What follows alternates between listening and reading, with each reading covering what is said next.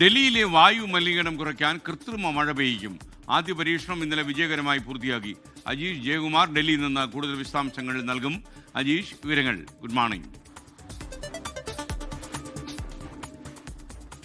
Good morning S K. എന്തായാലും ഡൽഹിയിൽ കുറേ ദിവസമായിട്ട് ഡൽഹി സർക്കാർ പറഞ്ഞുകൊണ്ടിരുന്നതാണ് ഈ ക്ലൗഡ് സീഡിംഗ്, കൃത്രിമ മഴ ഉടൻ പെയ്യിക്കും എന്നുള്ള കാര്യം. പക്ഷേ ദീപാവലിക്ക് ശേഷം വായു മലിനീകരണം വളരെ മോശമായ സാഹചര്യത്തിൽ തുടരുന്ന സാഹചര്യത്തിൽ ഈ ക്ലൗഡ് സീഡിംഗ് എന്തുകൊണ്ട് നടപ്പിലാക്കുന്നില്ല എന്ന് പ്രതിപക്ഷം ആവർത്തിച്ച് ചോദിച്ചപ്പോൾ അതിൻ്റെ മഴ മേഘങ്ങൾ ഈ ഡൽഹിയുടെ അന്തരീക്ഷത്തിന് മുകളിൽ കൂടുന്നില്ല, രൂപപ്പെടുന്നില്ല എന്നായിരുന്നു ഡൽഹി പരിസ്ഥിതി മന്ത്രി പറഞ്ഞിരുന്നത്. എന്നാൽ കഴിഞ്ഞ ദിവസം ഒരു പരീക്ഷണം ഈ ഡൽഹിയിൽ നടന്നിരുന്നു. അത് ഡൽഹിയുടെ ഈ ക്ലൗഡ് സീഡിങ്ങിൻ്റെ ഏറ്റവും ഒടുവിലത്തെ പരീക്ഷണ പറക്കലായിരുന്നു. ഈ ക്ലൗഡ് സീഡിംഗ് എങ്ങനെ നടപ്പിലാക്കണം എന്നത്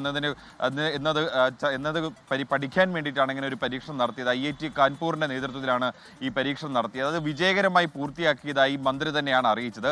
ഇനി ഒക്ടോബർ 28, 29, 30 ഈ ദിവസങ്ങളിൽ ഡൽഹിയിലെ അന്തരീക്ഷത്തിന് മുകളിൽ ഈ മഴ മേഘങ്ങൾ രൂപപ്പെടാനുള്ള ഒരു സാഹചര്യം ഉണ്ടെന്ന് കാലാവസ്ഥാ വകുപ്പും ഡൽഹി സർക്കാരിനെ അറിയിച്ചിട്ടുണ്ട്. ആ ഘട്ടത്തിൽ ആ ദിവസങ്ങളിൽ ഏതെങ്കിലും ഒന്നിൽ ഈ ക്ലൗഡ് സീഡിംഗ് നടത്താനാകുമെന്നാണ് പ്രതീക്ഷിക്കുക. അങ്ങനെയാണെങ്കിൽ ഈ ഡൽഹിയുടെ ചരിത്രത്തിൽ ആദ്യമായിട്ട് തന്നെ ഒരു ക്ലൗഡ് സീഡിങ്ങിലൂടെ ഡൽഹിയിൽ ഈ മഴ പെയ്യിക്കാനാകുമെന്നുള്ളൊരു പ്രതീക്ഷയിലാണ് സർക്കാരുള്ളത്. അതുവഴി ഈ മലിനീകരണം വലിയ തോതിൽ കുറയ്ക്കാനാകുമെന്നാണ് കരുതുന്നത്.